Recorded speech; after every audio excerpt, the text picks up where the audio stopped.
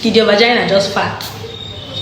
Okay, before you get scared, this is called squiffing, and squiffing is a very normal thing. An involuntary passage of air from the vagina. Involuntary means that you don't control it. Okay, certain activities can cause it, just like sex, yoga, and running. Due to some of these activities that I mentioned earlier, running and co, air can enter the vagina, and the vagina being an air collapsed muscular tube, it can trap the air.